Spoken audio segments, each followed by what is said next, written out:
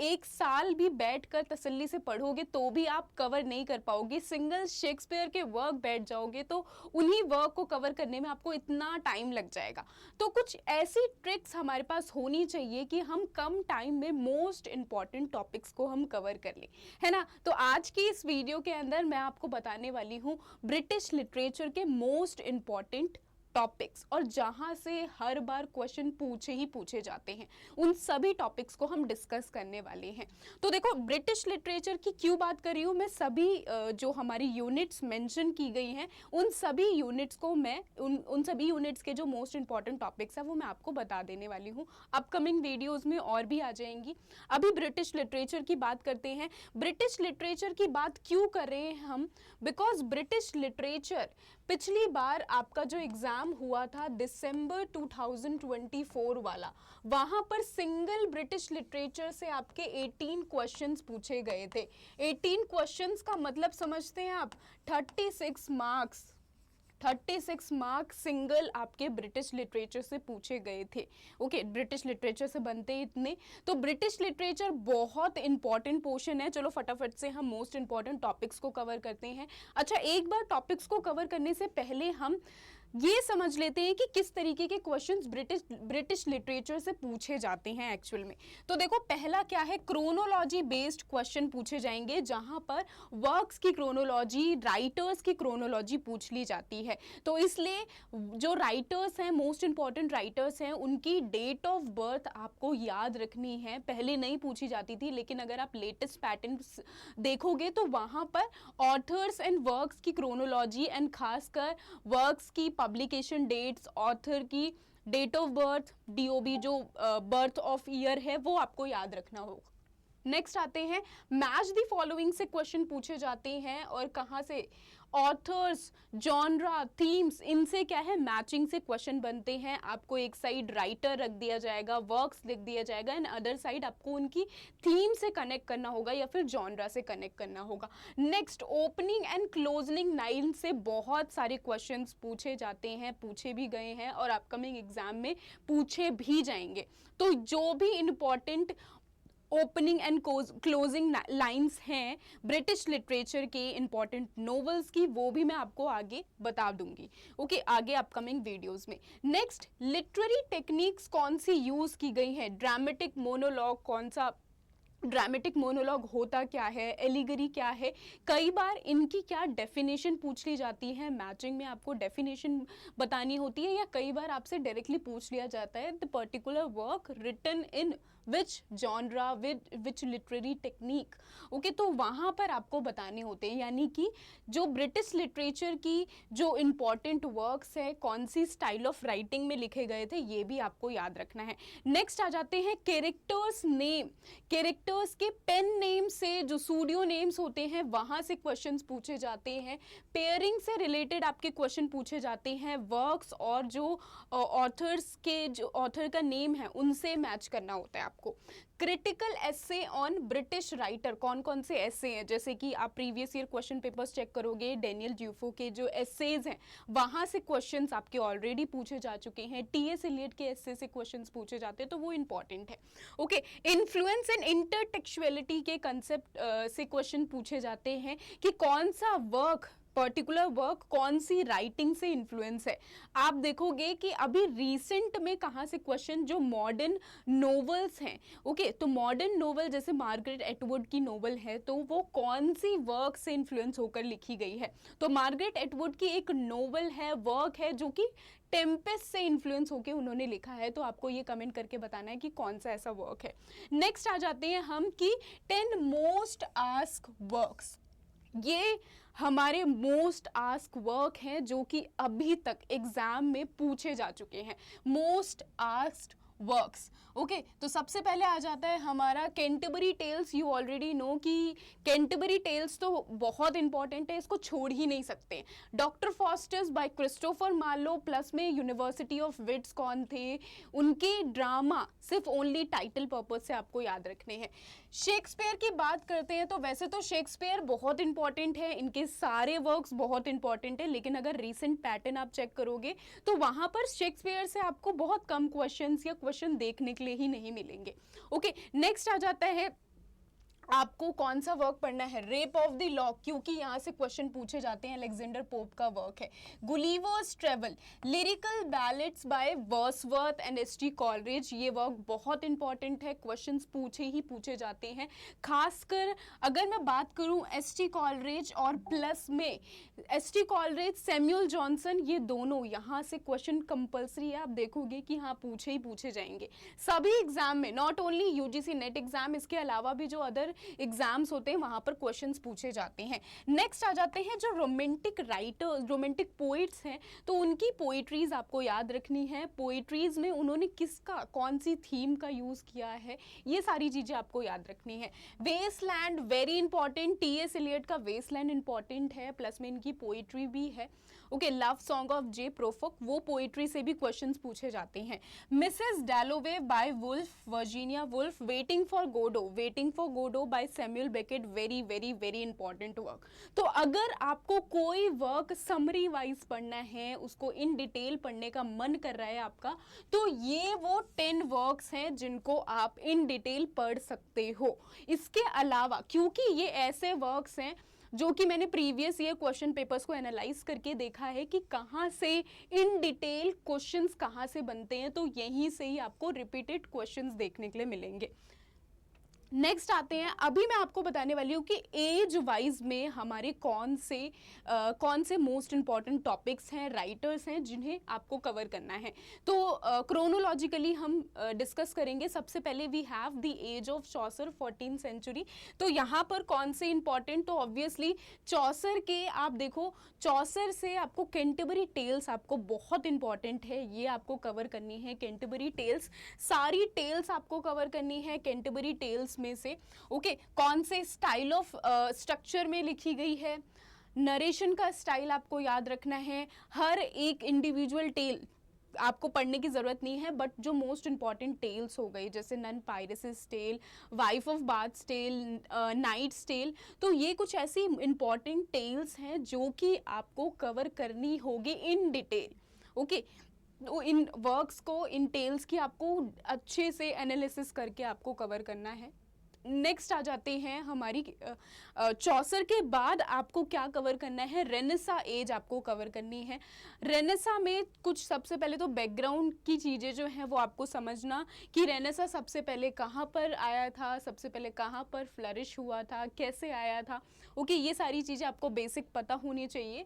Okay, next आ जाते हैं हमारे कौन से मोस्ट इंपॉर्टेंट राइटर्स हैं, वर्क हैं। तो obviously we have William Shakespeare, सारे वर्क्स, प्लस में विलियम शेक्सपियर की ट्रेजेडी, कॉमेडी, देन इसके बाद आ जाती है इनकी ट्रेजी कॉमेडी, हिस्टोरिकल प्लेज हो गए, सब कुछ आपको याद होना चाहिए।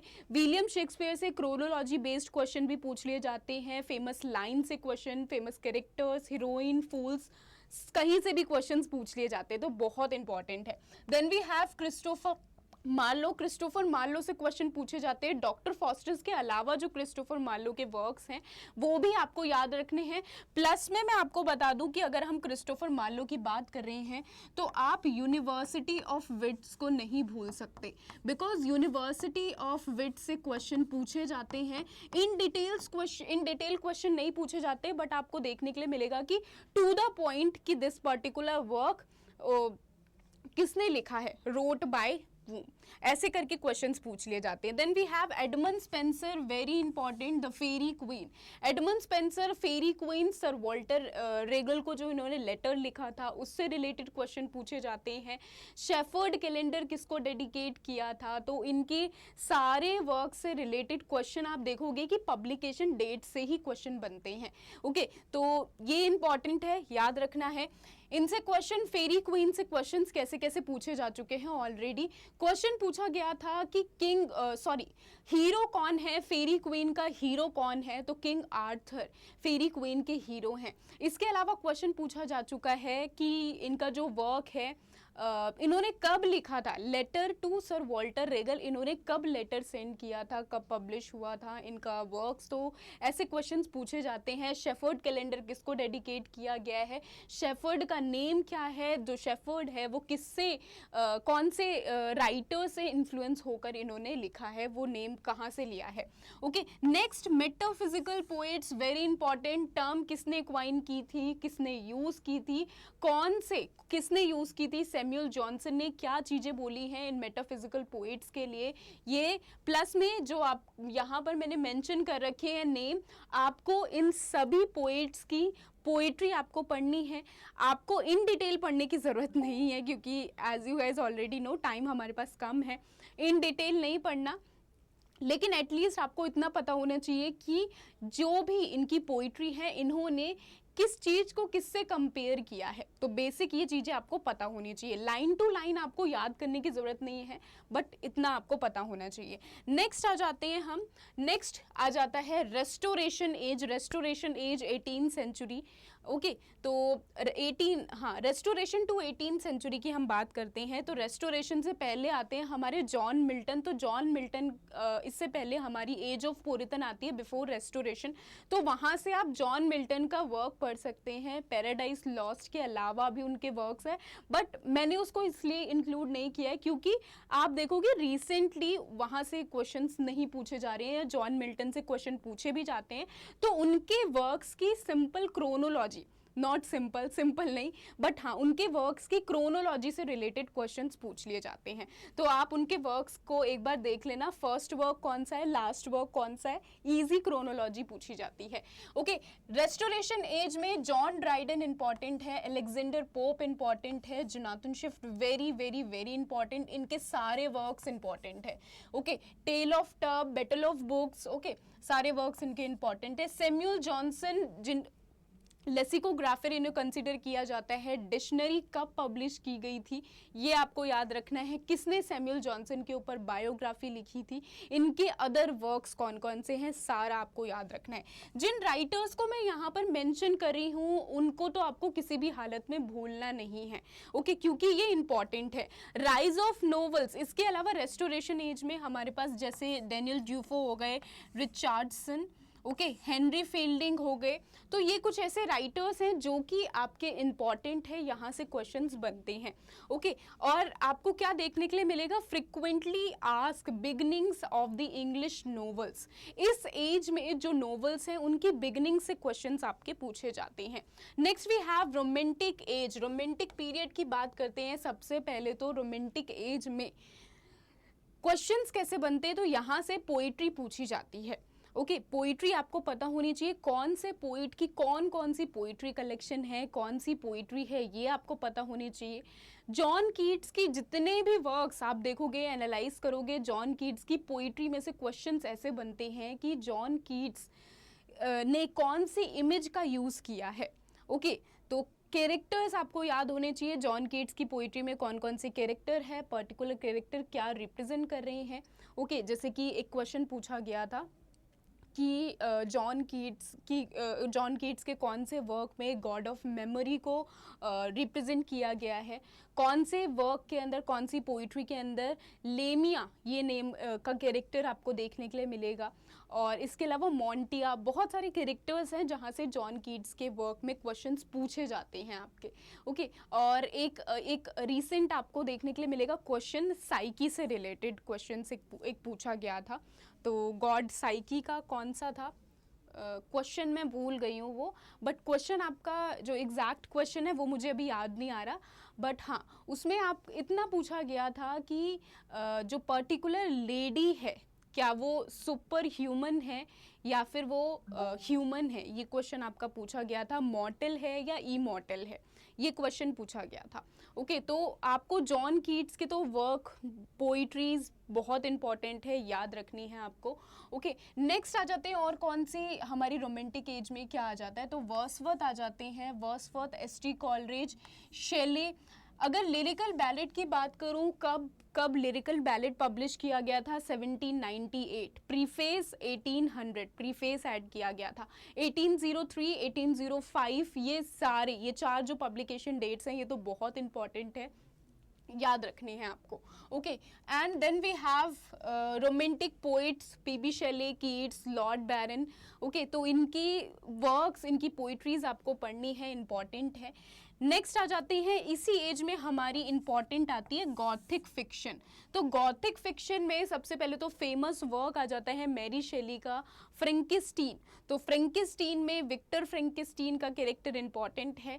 ओके, और प्लस में ये कौन से स्टाइल ऑफ राइटिंग में लिखा गया था, क्योंकि इस तरीके के क्वेश्चन पूछे जाते हैं। ये एपिस्टोलरी वर्क है, लेटर्स की फॉर्म में इस वर्क को लिखा गया था।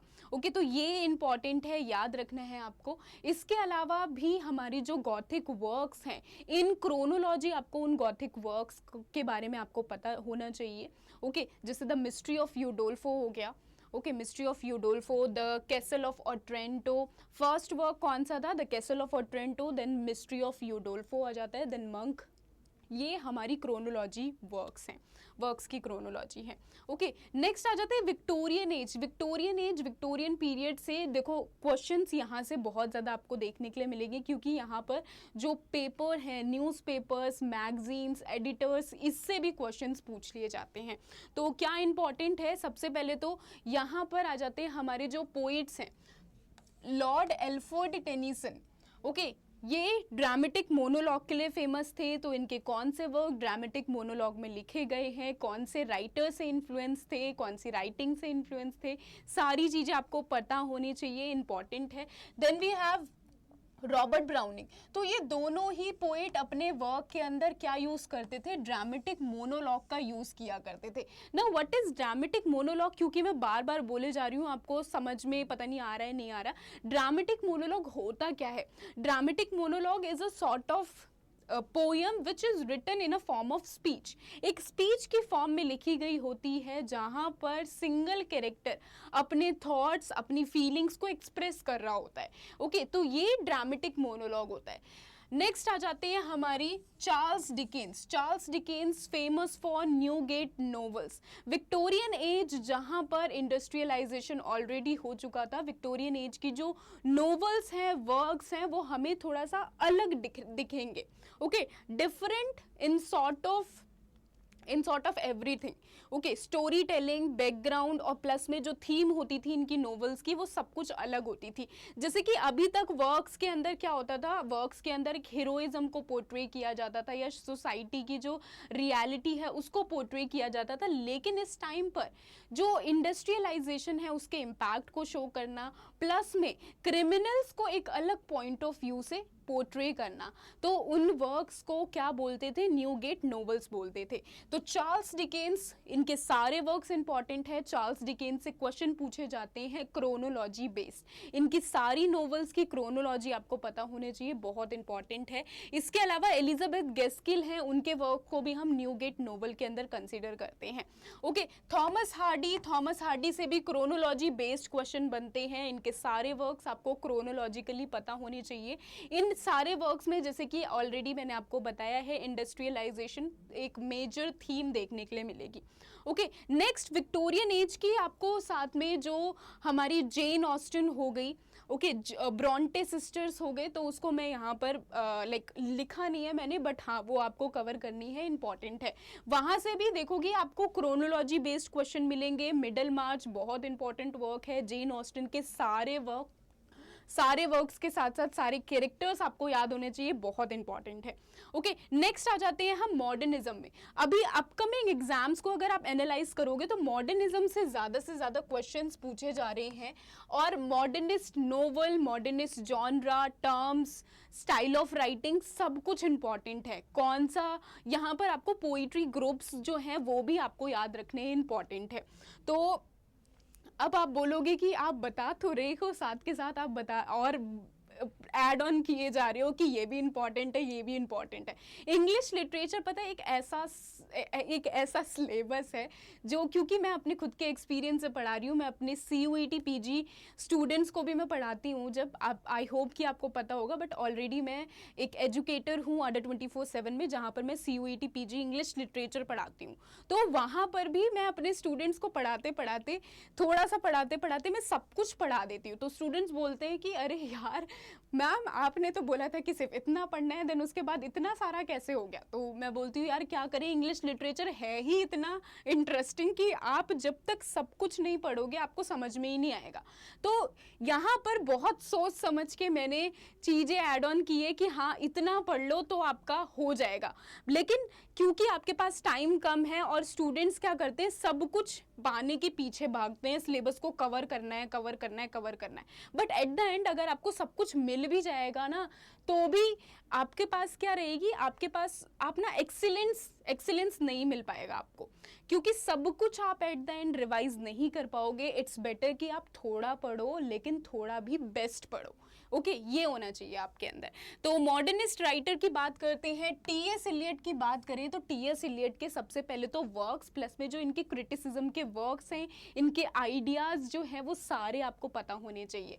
जेम्स जॉयस, इनके वर्क्स ओनली आपको पता होने चाहिए, इसके अलावा कुछ नहीं। वर्जीनिया वुल्फ, इनसे क्वेश्चन कैसे पूछे जाते हैं, क्रोनोलॉजी बेस्ड क्वेश्चन पूछे जाते हैं, तो इनके सारे वर्क्स पता होने चाहिए। प्लस में stream of consciousness, I hope कि आपको ऑलरेडी पता ही होगा।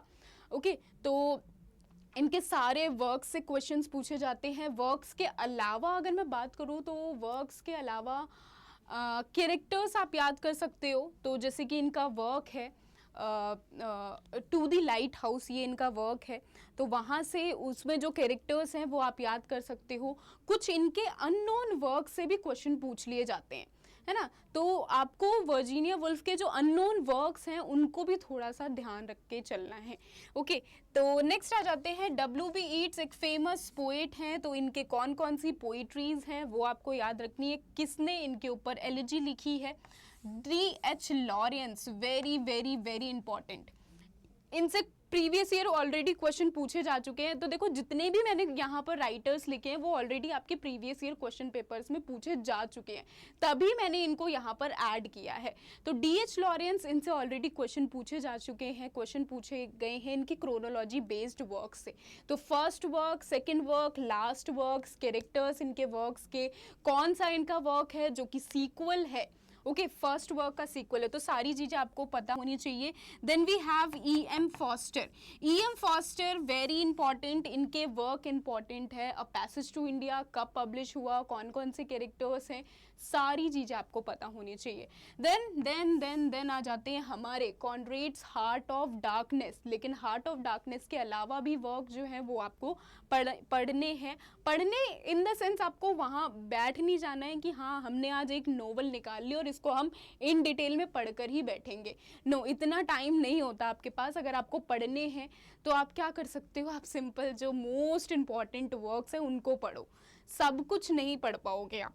ओके, इसके अलावा जैसे कि मैंने आपको बताया है कि जो कुछ टर्म्स हैं वो आपको याद रखनी है, क्योंकि जैसे इमेजिज्म है, कौन कौन से राइटर्स इमेजिज्म से रिलेटेड थे, सिंबोलिज्म क्या है, डेफिनेशन पूछ ली जाती है सिंबोलिज्म की, तो ये थोड़ी टर्म्स आपको देख लेनी है, इंपॉर्टेंट है मॉडर्निस्ट टर्म।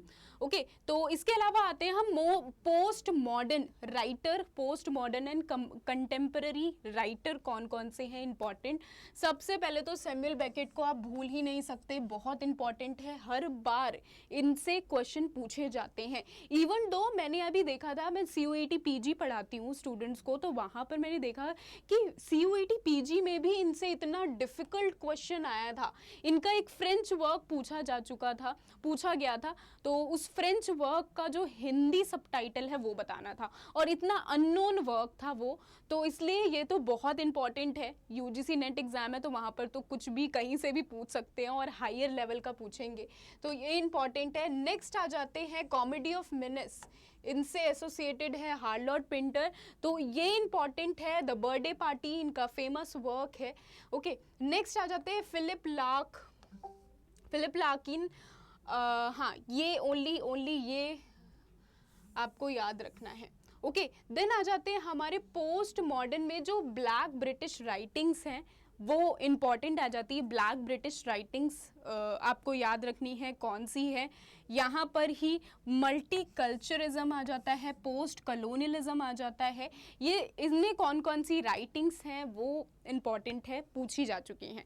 जैसे कि अभी आप देखोगे रिसेंटली एग्जाम्स में क्वेश्चन ज़्यादा से ज़्यादा कहाँ से, पोस्ट कलोनियल वर्क से क्वेश्चन पूछे गए थे। फ्रांसिस फेनन के वर्क्स मेंशन थे ऑप्शंस में, है ना। तो इसलिए ये इम्पॉर्टेंट है, आपको थोड़ा सा ध्यान रखकर चलना है इन सभी को। तो ये तो हो गए हमारे भाई मोस्ट इम्पॉर्टेंट राइटर्स। सारी चीज़ें आई होप सो कि आपको क्लियर हो गई होंगी। ब्रिटिश लिटरेचर में आपको क्या क्या चीज़ें पढ़नी है, क्योंकि ये चीज़ें आप भूल ही नहीं सकते हो, स्किप नहीं कर सकते हो। ब्रिटिश लिटरेचर बहुत वास्ट है।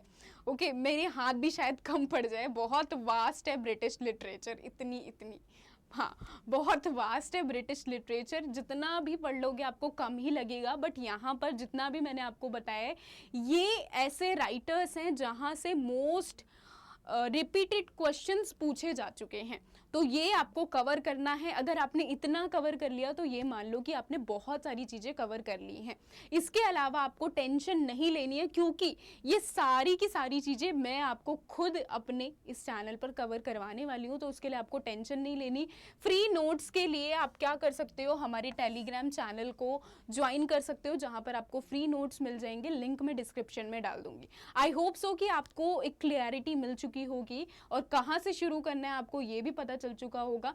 तो मिलते हैं हमारी नेक्स्ट वीडियो में। साथ ही ये जो पीडीएफ है मैं अपने टेलीग्राम पे डाल दूंगी, जिस अकॉर्डिंग मैंने यहाँ पर जो क्रोनोलॉजी अकॉर्डिंग मैंने आपको बताया है कि पहले आपको ये चीज़ें करनी है, ये राइटर्स आपको कवर करने हैं। जैसे कि चौसर में सबसे पहले कैंटरबरी टेल्स को देखो, तो आपको उसी अकॉर्डिंग अपनी प्रिपरेशन स्टार्ट करनी है। और बाय द टाइम मैं भी आपको सारी चीज़ें मैं आपको कवर करवाने वाली हूँ।